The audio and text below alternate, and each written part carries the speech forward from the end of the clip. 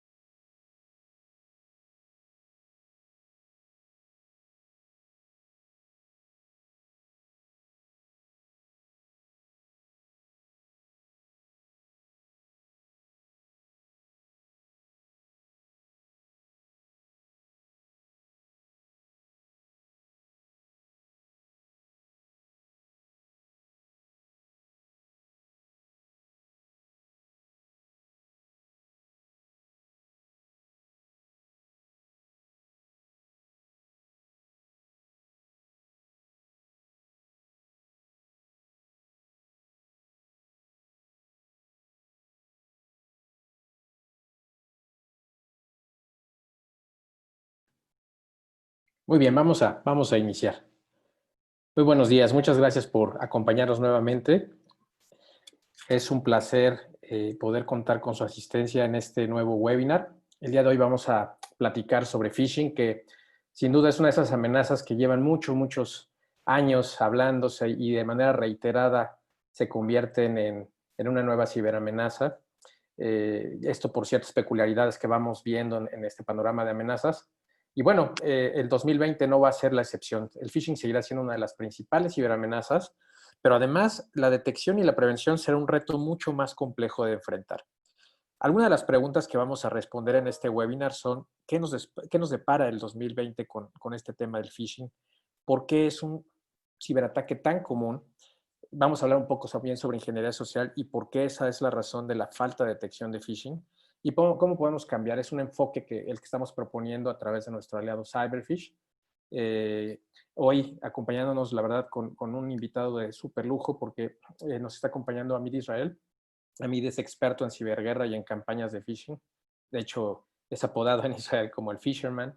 Él tiene mucha experiencia en temas de defensa, de ofensa, detección, prevención y mitigación de esta amenaza, incluso a nivel de escala gubernamental, con el gobierno, por supuesto, Israel, Medio Oriente y de manera internacional, y siempre buscando y alcanzando soluciones operativas y de cooperación comercial global, lidiando sobre todo con infraestructuras maliciosas. Ha sido líder global de venta y bueno, la verdad es que es una persona que ha estado como ha sido un ponente y un presentador internacional de mucho renombre, líder de ventas y un extraordinario mentor. Sin mayor preámbulo, me gustaría presentar a Amit. Amit, thank you very much and welcome.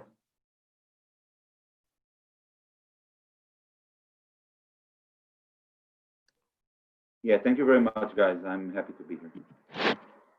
Thank you. Well, micro's yours. Right. Okay, so hi to everybody. as said, I think I understood something. Obviously, my name. So my name is Amit. I'm one of the founders of a company called Cyberfish, which is doing anti-phishing detection or prevention. And I was asked to speak with you about phishing and our new approach to phishing protection today. So I'm going to dedicate the next few minutes to speak about general phishing and what's happening today in the world, and then get what we're doing as an answer to that massive problem that is called global phishing. Few words about myself. I was for more than 20 years a member of the Israeli Prime Minister office, handling phishing attacks and cyber attacks against the state of Israel and other places, and that's it for now. So let's start. I'm going to share with you my screen. Just tell me if it shows. You see that? Yeah, you see my screen, right? Yes, yes, I can see it. Okay. Okay, so let's begin with understanding what's happening, right? Let's take a look at Google's transparency report, which was, I think, produced a few days ago. That is speaking about, say, safe browsing, about malware and phishing. So what does it mean? What is safe browsing? You can see here, but let's elaborate for a second. It's that service of Google security team that actually built to identify unsafe or damages against websites across the webs that are done by mainly phishing. Right? And this transparency report is actually disclosed details about the threats themselves. So that's the last and most updated look that you can have about what's happening today. Right? So two main things. The first one is what is unsafe website detected per week? What are we speaking about? So every day, right, this report discovers thousands of new unsafe sites a day. I mean, tens of thousands. Many of them are legitimate, which is one of the major problems, which we'll speak about that. Many of them are legitimate. It means that the attacker is using a legitimate website in order to attack from. First, they compromise websites. We can, if it will be an interest of you, we can speak afterwards which kind of websites are they and what are they doing. For example, they're using hosting companies on hosting platform in order to attack and to penetrate various entities and then to attack from them.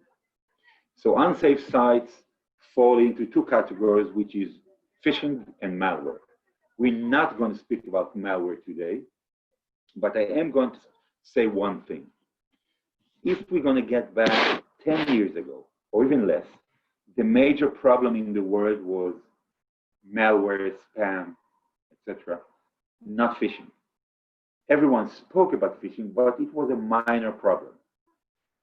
The one thing, or most of the damages that this fact caused, is that most of the technologies was invested in producing anti-malware security elements. It means security measures. It means that most of the security measures, most of the antivirus, most of the spam filters, etc., were handling malware, right? And phishing was kind of neglected. The main reason is that everyone said it's social engineering. So because this is social engineering, we can't treat it technically. So we'll treat it with training, etc., and we'll get to that in a few minutes. So these are the two main problems. Since then, the world has developed. The attackers show that it's very complex to attack by malware, but it's very easy to attack by phishing. So what is phishing? these are actually the websites that are pretended to be legitimate, so they can, the attackers can trick and attack from. Very simple, right? Impostering in various kinds, in various ways. So that's the amazing view, recent one, a few days ago by Google on what's happening around the world. So this, you can see here the amount of phishing sites that are attacked in order to phish them. You can see the picture between 13 years ago, which was zero, nothing, until today, which is millions and millions every month. But you can see the lowest rate of malware sites ever, almost zero. Right? And just to explain what you see now, besides these facts, is the following fact. Most of the security done by companies will invest in anti-malware, spams, etc. And only minority or few percentages in anti-phishing attacks, while most of the attacks are phishing. It means that most of the companies are not protected by phishing. We'll see afterward how are they protected by these same companies that are anti-virus, etc. But that's the picture. It's a scary picture, but that's the picture for today. Let's speak about the rise of single-use phishing URL, right? And a phrase that we're using today, which is 0-second detection. So if you're in that industry, you probably have used the term 0 hour, which is relatively new also, but 0 hour is outdated. Because of the fact, we'll see that and then we'll go backwards. In 2016, right, 84% of phishing sites, okay, existed less than 24 hours. It means that once you use a certain site to attack, less than 24 hours and then you abandon it. Now, think of blacklists, right? Think of the most common blacklist. Let's talk about the widest one, Google blacklist, okay? Which they, let's say, updated, let's say, 2 times a day, 3 times a day, 4 times a day, depends where you're at, right? So what's happening is the attacker doesn't really need to wait for a few hours. He attacks you now, he attacks you from new IP, the blacklist doesn't work, he penetrates, takes your credentials, and then the same target is blacklisted after 7 hours, but the attacker doesn't care. You can see more than that, that in a year ago, more than a year ago, the average of lifespan of a phishing site was under 50 minutes. Right? And it decreased and decreased and decreased until today, which is speaking about an average of click is after 4 minutes, and then we get to the phrase like 0 seconds. When Cyberfish says we have 0-second detection, it means that if an attacker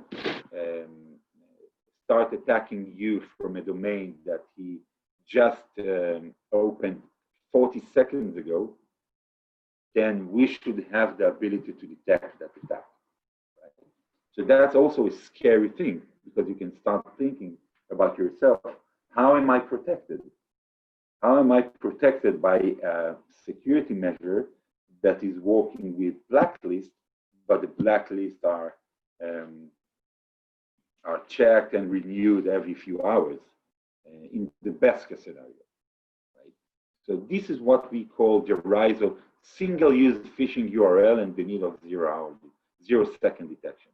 What's a single-use phishing URL? It means that you can also what we call spray phishing. It means you can attack by phishing 5,000 users in a second, and all of these attacks will be spear phishing.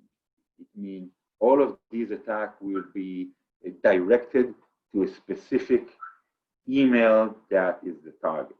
It's not just attacking for the attack itself, right? So we're starting to gather up all the problems that you can see today in the phishing world. It means an attacker produced an attack, and now we should stand aside and produce an answer, right? The answer should be updated to the level of the attack by technology or by social engineering. Don't forget that. So main three reasons of why does it happen? Why does this landscape of phishing changes frequently? So the main answer, the main reason is cloud, obviously. If we speak about the US, most of the companies a few years ago were on-prem, obviously, and all the security was inside, etc., etc. Today, more and more companies by tens of thousands are going to cloud. Microsoft, I think a few months ago, let's say 3 or 4 months ago, declared that in the last quarter, they earned like $30 billion from moving from Office 365 by companies that were moving from on-prem to cloud. What happens when you move from on-prem to cloud? You're exposed, and the attackers have the ability to use the cloud to that kind of spray phishing, and they should not have the need to target a specific company. So that's the first reason. These are the places where we try, I mean in general, companies try to stay secured, try to stay old-fashioned, try to stay with security measures that are long time passed away. These are irrelevant. The horses have left their left the place that they were hosted. It's nothing relevant now to keep them here. Everything is free. Phishing kits is the second reason. Phishing kits, you'll see a few of them in a few seconds. Phishing kits, just to explain, are kits that you buy in. Today you can buy them in $10 for free. $50 are the best ones. You can enter the web or the dark web, preferably, and you can buy a phishing kit. What will you do with the phishing kit? You will choose the brand that you want to use. You will download a load of emails, addresses, and then you send it.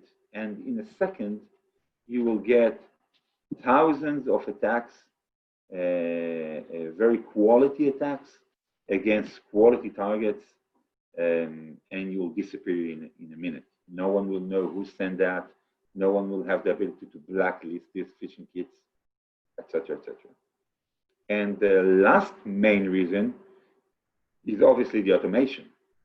Is the fact that you don't need people in order to do that.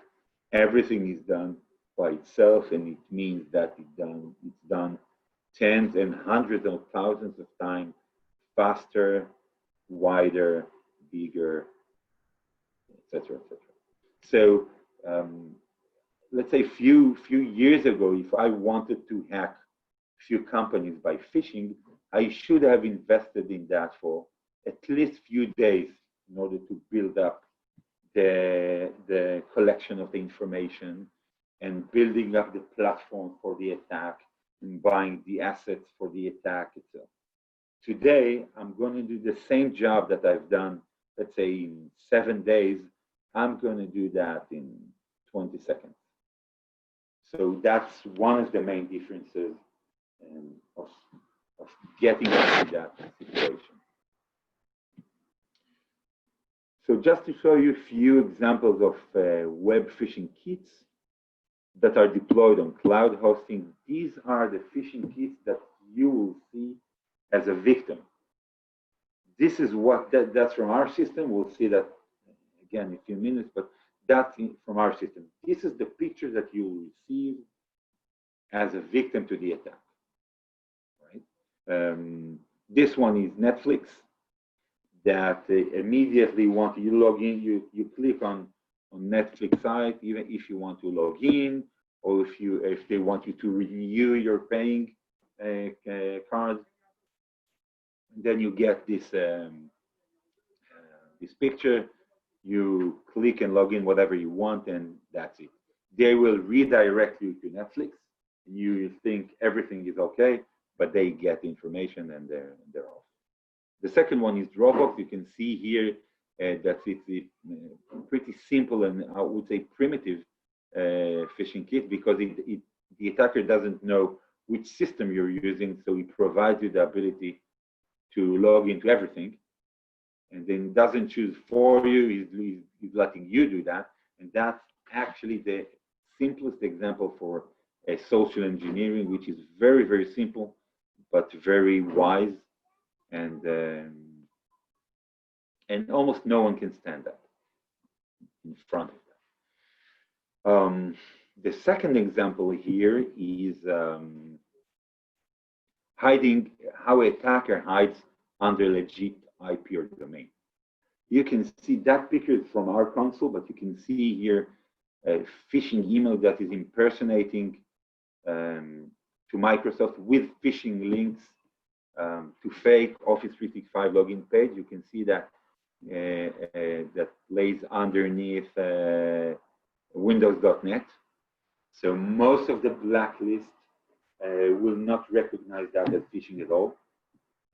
You can see it's hosted on Microsoft hosting, as I said, and has a valid Microsoft SSL certificate. So you actually, it will go through most of the security elements.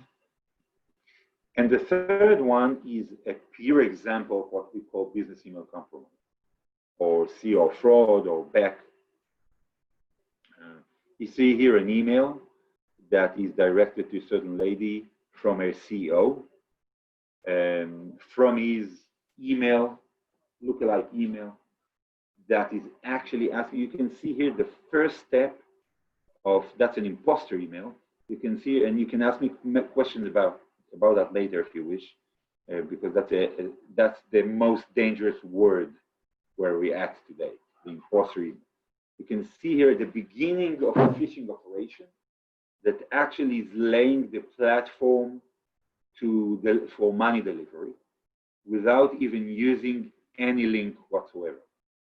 So he's not risking himself in blacklisting or in getting detected in any way, but he's just asking a certain lady to provide him certain information.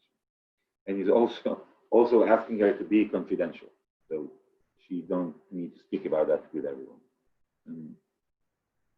Actually, I had a talk with a gentleman yesterday with the CEO of a company, and he told me, Amit, listen, whenever I'm doing that 10 times a day. 10 times a day, I'm mailing my secretary, hey, please deliver this certain money to that bank account. Please, a gentleman will call you, answer him, and deliver him what you want, etc., etc. So remember that these emails can come from outside of the company or from inside of the company, right? The attacker can take advantage and have credentials of one of the employees, and then spread around inside the company, uses credentials, uses the name, and then fake imposter email. So we're kind of summing up this this first part by saying that today anti-phishing solutions actually are not good enough. I won't say they're bad because they're not bad. I won't say they're good because they're far away from being good. They're not good enough. The reason is that there is no even one company that I spoke with that didn't tell me, Amit, we got phished, or we know we're phished. And if there are a few of them, they will know about that in the near future because they have and they don't know about it. So there are three families of solutions that we'll present. two main, and the middle one is kind of a second sister or something. The blacklists are the basic family of solutions. Most of the solutions are blacklist and other secondary signals, but they can be more sophisticated, less sophisticated. But most of the solutions will be based on blacklists, which you just saw until now. Everything I talked about was showing you that this doesn't work. It means that it will work, we assume, on around not more than 30% of the attacks. What will happen is that if you use any kind of technology that is using blacklist, you will see all the phishing attacks that were detected. You'll be happy. You'll say where we're detecting phishing attacks, but you actually won't be aware of the phishing attacks that weren't detected. Right? That's one family. The second one is a different family, which is the training and education or awareness. And this one is a very significant one, but it's very significant to train your employee to know what's phishing. But as a company, I will say that in a definite way, you can't rely on the employee to detect phishing for you. Two reasons. One, he can't. Second, you don't want your employee to think that you're relaying your security measures on his back. He will immediately start doing things that he will start clicking everything, he will start checking everything, he will not do his job, but he will eventually, after a few days, forget about it and go back to be a regular employee which clicks on everything. The third one, the middle one, is domains and crawling the web. These are the family of crawlers that are actually looking for abuse that is done in your brand. Let's say you're a company that is called a Kappa 8, and Kappa 8 wants to know if someone is abusing the brand, their name, in order to attack from. So that might be a significant thing for a company, but definitely not prevent phishing against the company itself. Right? So these are the three families.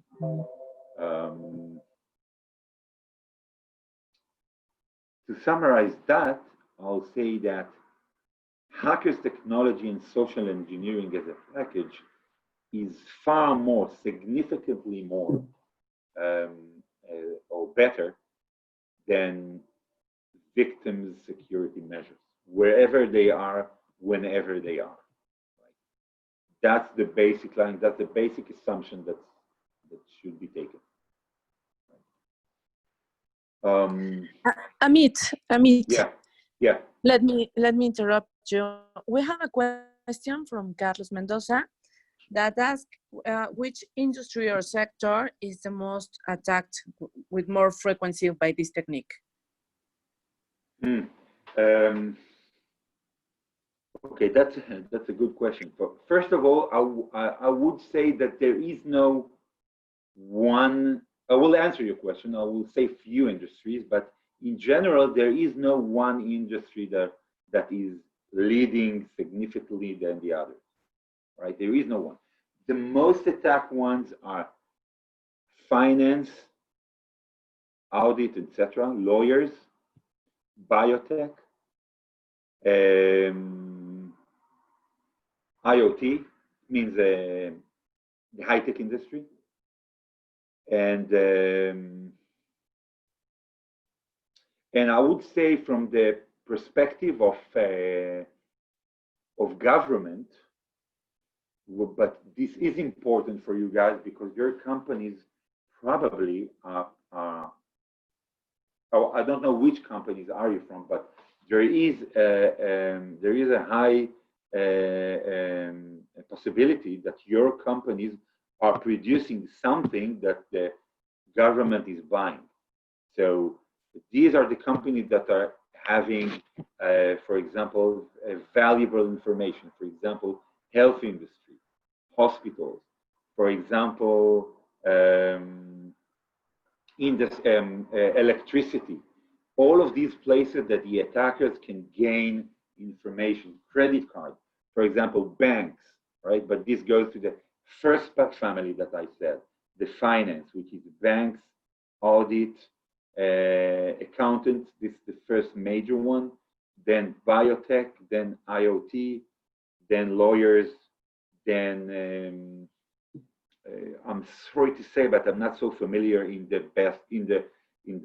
leading Mexican industries, but in terms of the US, for example, everything that is energy sector, which is electricity, water, oil. That's in general. Is that okay?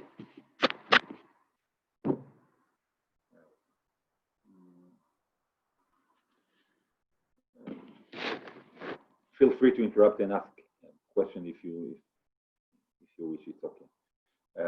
I'll summarize that. You already see what's on screen, but what I want to say here is not the numbers, because this year, by the way, 2019 was far worse than that. We talk about 300 or 350% more than 2018, right? But what does it mean is that these damages are with existing solutions or with existing defense against phishing. I think that also says that most of the detections are not good enough, right? So in that stage, we make a pause. I already told you what's going on, what's the situation. And now I'm going to speak about the new era, the new generation of anti-phishing, which lays on a new generation of technology that say, actually, we need, that's what Cyberfish says, right? We saw the damages and we come and say, we disrupt phishing protection. We do two main things that haven't been done till today. First of all, we technologically understand the attacker's intention. We made technology that is using, obviously, AI, which is, it's more than predicting, it's viewing the attacker's intention. It means that if they want to attack you, if they want to attack Juan, they do something in the email that makes Juan make an action. And we detect that. You'll see examples in a few minutes. The second thing is that we emulate human eyes to detect and prevent attacks. Remember that if each and every employee will be the best one and will do whatever is expected from him and will have the abilities, he will probably detect most of the phishing attacks, but he can't. So our machine is doing that for him by computer vision. So the two facts are, when the human factor is ineffective in a way that I showed you, it means that the employees can't handle the attack, right? Cyberfish will fill the gap with our technology.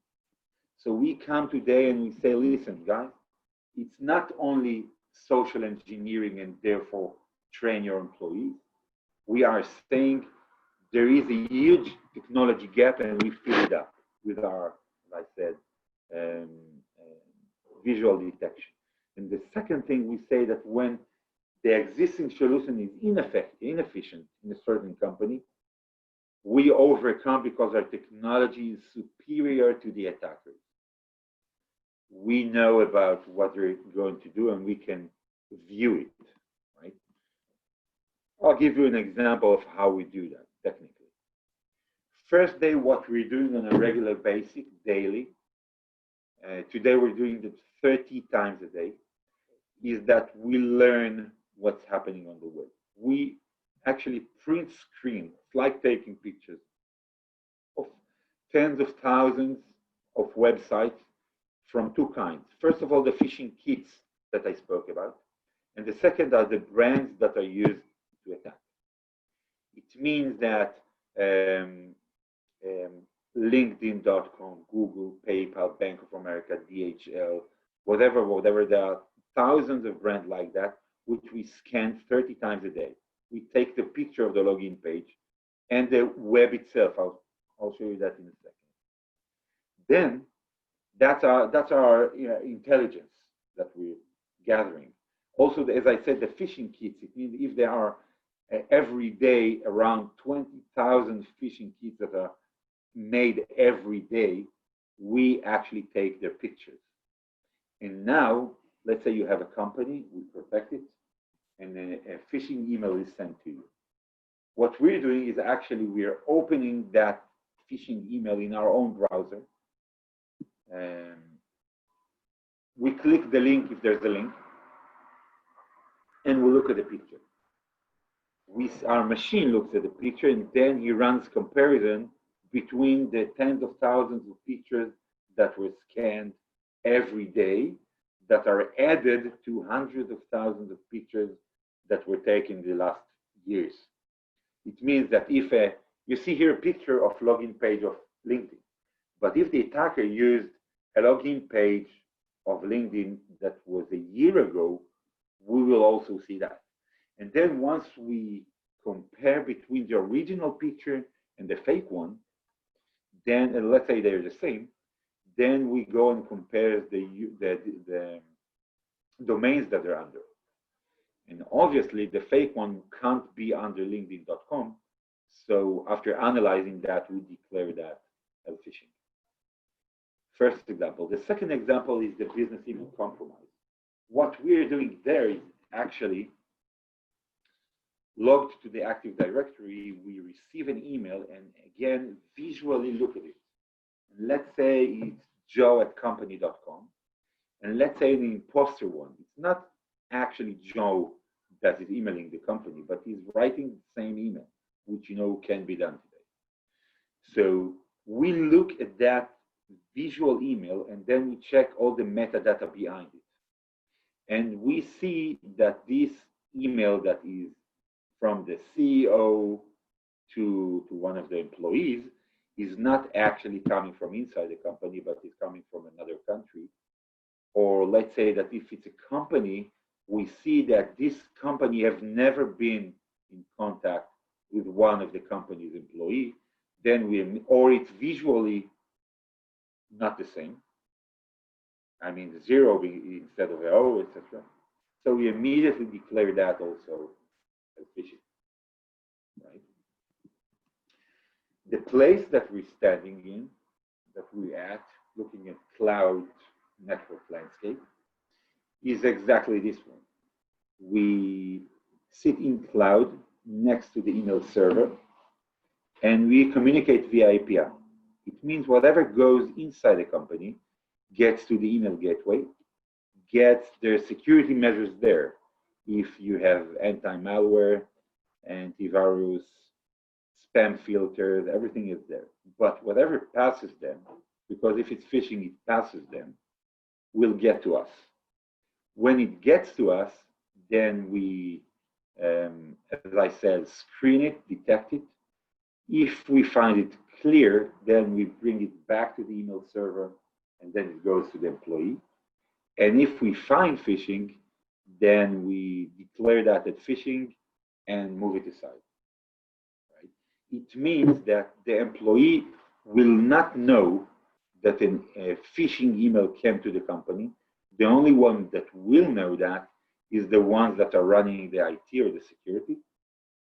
They will have the ability to do something with it, which I'll show you in a few seconds.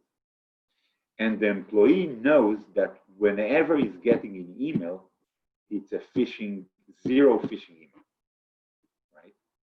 Obviously, it's relevant for the cell phone and not only the computer, which is highly significant because today more than 85% of the corporate emails are opened first on cell phone, especially speaking about Office 365, and everyone is excited. They can, for the first time, if you've been a member of a corporate and you had your on-prem, now you're in cloud, so you're excited of the fact that you can open your email on cell, and you just click every link that comes. You can click it in a secure way because everything that came to you is free of phishing. So what I want to show you now is to show you an exact picture of how can you handle that. Right? I see that you see the screen, and that's a company that we're protecting, and that's the picture of what we see daily. It shows you the amount of users and the emails that are scanned, and the URL, and the phishing detected in a certain dates that are written here, which is the last month. So that it can be obviously customized, but that's what I said. You can see here also to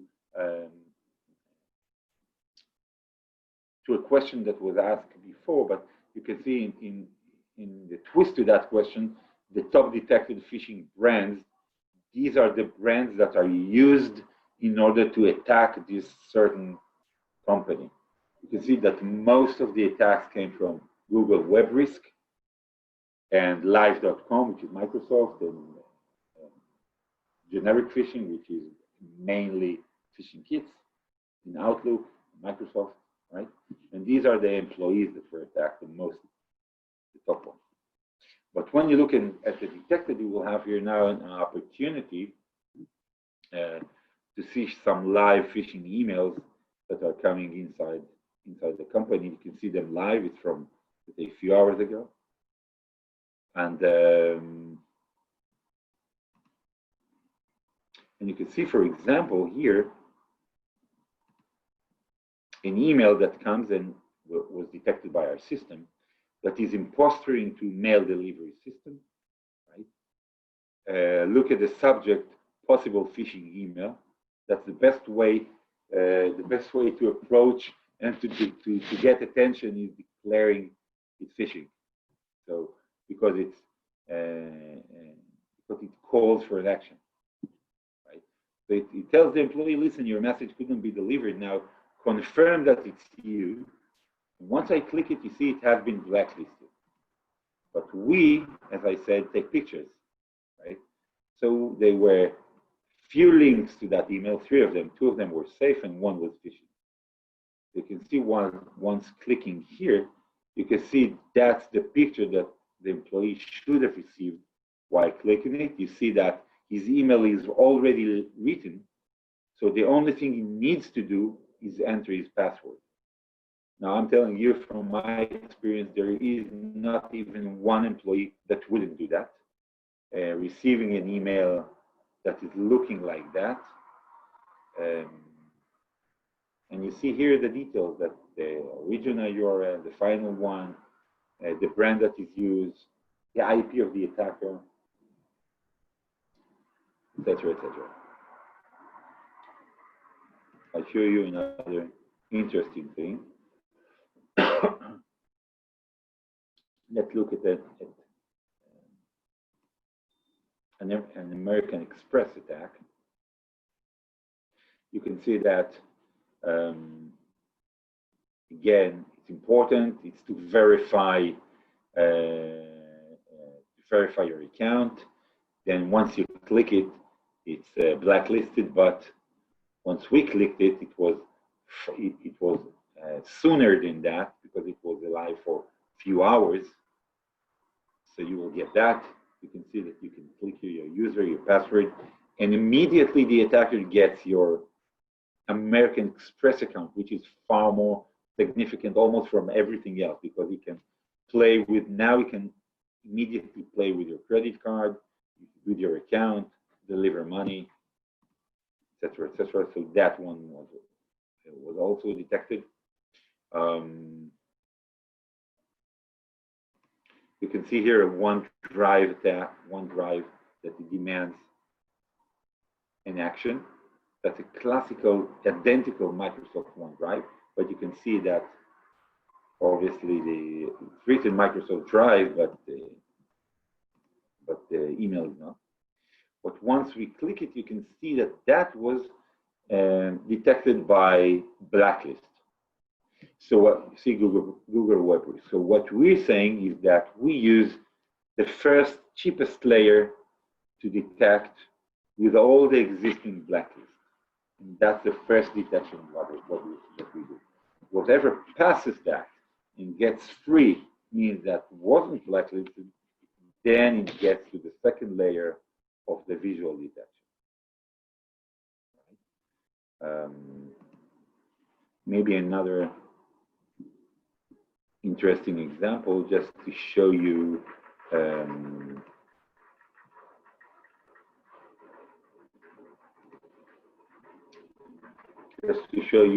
a spear phishing attack, which is directed to a certain man, right, regarding payment confirmation, right?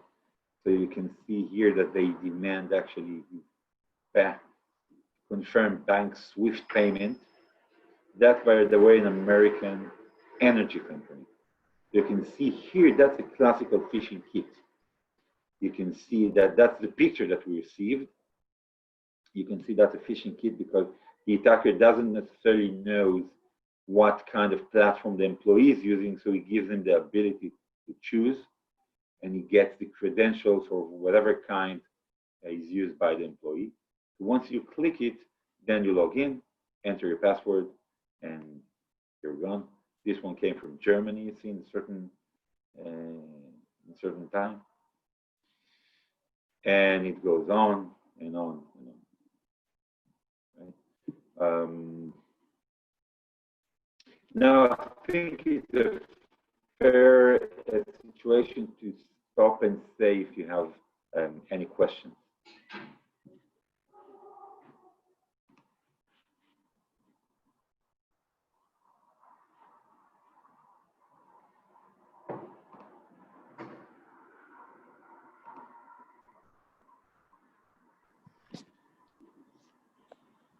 Thank you, Amit. A todos los participantes, si tienen alguna pregunta, por favor, nos encantaría que nos la pudieran externar. Si hay un tema que les quedó duda, también, por favor, con toda confianza, pregúntenos. Les vamos a hacer llegar la grabación de este webinar para que lo puedan consultar más adelante, si así lo desean. E incluso más adelante, cualquier duda o pregunta que tengan, con mucho gusto, nos la pueden hacer llegar.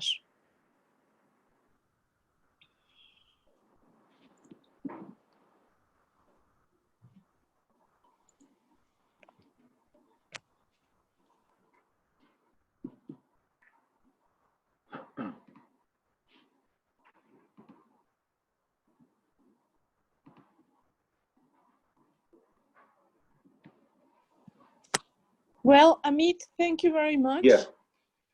Thank you very much. It was a pleasure. I was happy to talk a little bit about that major problem. Obviously, we're partnering with you in Mexico, so whatever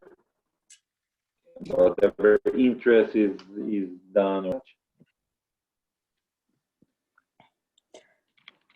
Yes, I just told all the participants that we're going to send to them the link to the webinar that we record right now. And we're open to any doubt or question that they had, so we can help them. Thank you very much for your participation. A todos, muchas gracias por su tiempo, por su participación. Les agradecemos que, como siempre, nos acompañen en este que fue nuestro primer webinar del año. Muchísimas gracias a todos por su participación. Thank you very much, guys. Appreciate Amit, that. Thank you. Thank you. Thank you. Bye. Thank you, Anna. Bye-bye.